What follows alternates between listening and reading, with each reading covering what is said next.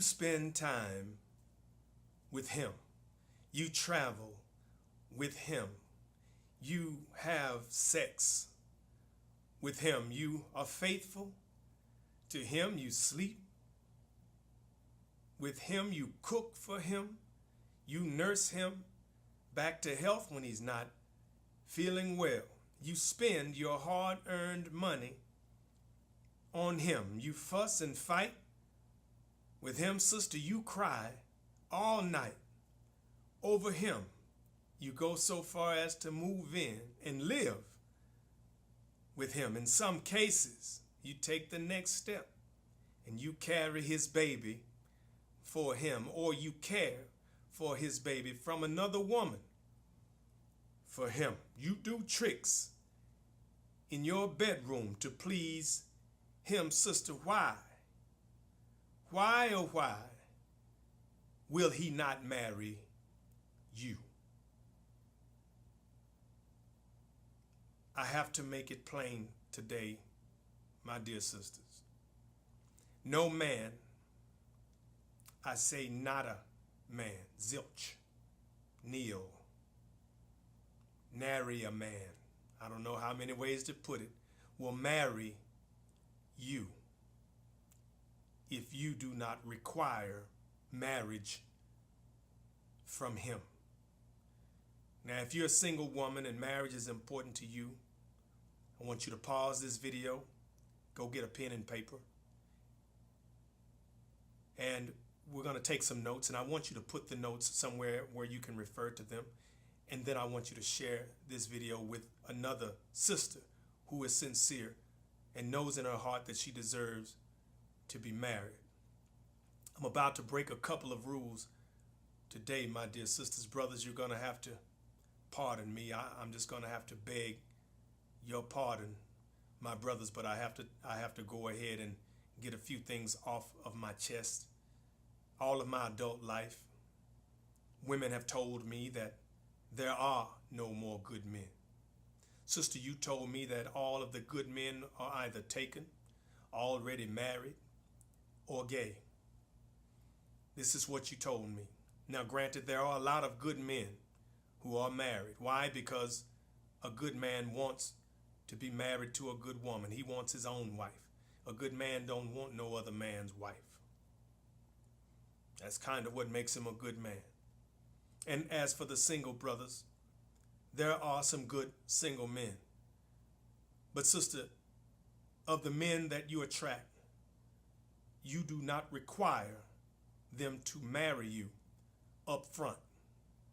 Now, I know you did not hear what I just said, so I'm going to say it again, but I'm going to say what I'm not saying. I am not saying that you were not upfront in the beginning about wanting to be married someday. That's too weak of a conversation. I am saying that you do not require him to marry you before you do all of these things with him. That's your problem, sister. I am telling you, it does not matter how good you look. It doesn't matter how long you have been with this man. It does not matter one bit how much you have gone through with him or for him. If you do not require this good man to marry you, he will not ever make the proposition to you. I'm trying to make it plain. I hope some of this is sinking in. See, there was a time, sister, not too long ago, that in order to do all of the things that you now do for nothing, you had to be married first. The reason men wanted back in the day to rush their woman to the altar was not to marry her. No, the reason why he would serenade her outside of her window, on the front lawn, or wherever her bedroom window was located at her parents' house, with the ukulele, you know, singing and carrying on, sneaking in and out of the window. It was because, not because he wanted to marry her. No, it was because he wanted her. He wanted her more than anything that he ever wanted in his life. He was willing to risk being busted by her father or her big brother or whoever. It was worth the risk because he wanted you that badly, but not for marriage, baby, for sex. He wanted you sexually. But see, the thing is, see, like Teddy Pendergrass said, he didn't want the one night stand. He wanted to be with you sexually and intimately over and over and over again. It was never about being married. It was about the freedom of no more hiding. It was about, for men, territory. It's not about love, and it's not about marriage. See, marriage takes you off of the market. He wants to stake his claim on you. He wants to have 100% access to you 24/7, 365. Love is the least of a man's motivation to marry you. He wants you all to himself. All day, sister. Every day. You know, you have taken, if y'all understand the game of spades, the card game spades, God gave you the high joker, sister. And you play your joker first. You never play your high joker first. You never lead a game of spades with the high joker. But that's what you're doing. See, you give the man what he wants today with no strings attached, with no rings attached. But when a man wants a woman badly enough, I'm just telling you the truth. He'll do anything, which also includes marriage. He will marry what he wants badly enough, that special one. But if that special one does not require him to marry her, though she's special, she will never be the one. And your man, sister, might be faithful to you. He might be faithful. But if he does not marry you, though faithful, he is not committed to you or committed to being faithful to you. I hope this is sinking in. I'm trying to make it plain. You need to know the difference, sister, between what are requirements and what are optional.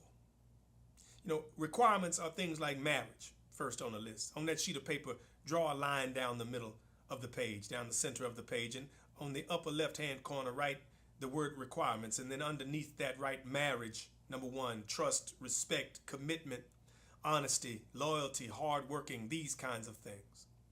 Kind. Okay, right, these are requirements. Now, on the right side of the page, write the word optional. Whether he's Baptist or non-denominational, this is optional. It's not important. Happiness, your happiness is optional. You get to decide or choose whether or not you're going to be happy. The health of your man or your health for that matter, you have the opportunity for good health, but it's an option. How tall or short he is an option. Whether he's heavy, whether he's thin, slender build, whatever, this is an option. Whether he is a good joke teller or whether he can dance or he likes sports or y'all like the same team, all of this stuff is optional. The car he drives, the title on his business card, these things are of no consequence. A good man for you, sister, listen, is a man who will do anything to be with you always. But you don't look for that. You look for dinner and a movie and sexual compatibility, but you don't look for the marriage up front. You don't ask the right questions. Let me give an example of the right question. Ask him how many books have he read or does he read that pertains to healthy relationships and developing a good solid marriage. Tell him to quote you a title or an author. And if not, maybe you could make some references to him and then you guys could get together and read some material that pertains to healthy marriages between men and women. You know, we don't learn this stuff in school. I don't believe that some of the things that you really need to know, you can talk about it in church. And many people, men and women, don't have adequate role models or good examples from our past. So he has to go out of his way to learn this stuff. He has to want to learn it. But if every time you talk to him, he's saying he's just chilling, then that should already let you know. It's like, man, what are you doing with your spare time? Are you not interested? Are you not concerned with knowing how to be the right kind of man to the right kind of woman? Sister, you need to be more like the nightclub. I don't mean be open all night. I mean, you need to establish some requirements for the same two objectives that the nightclub has. Well, let me be more specific. The nightclubs that cater to black folks, they have a strict dress code. Why? Because they want the men, the dress code is usually for the men. They say no baseball caps, you know the deal, no t-shirts, no sneakers, no jeans, no sagging pants. Why? Because they want the men who are going to come to their establishment, the owners. They know that if we don't want to mess up, so we have to dress up. And I'm not telling you to tell your man to dress nicely. I'm not saying that. I'm saying establish some requirements to serve the same two objectives as the nightclub, the one that caters to black folks. You want the men that come to your establishment to be at their best behavior or on their best behavior, and then you want to discourage the riffraff from even showing up in the first place. Sisters, I'm only trying to help because I want for you what I want for myself. I want you guys to be happy. I want you to be healthy. I want you to live a life of longevity and want a fulfillment. But above all these things combined, I do wish upon you many, many blessings. If you feel like you deserve to be married, then put the marriage first. Do not lead your relationship with the high joker. And as always, I'm looking for your response. I hope this information is helpful to you because I really do enjoy sharing it. And I appreciate all you guys' support. Thanks for being good sports. And as always, my name is Jay Jackson.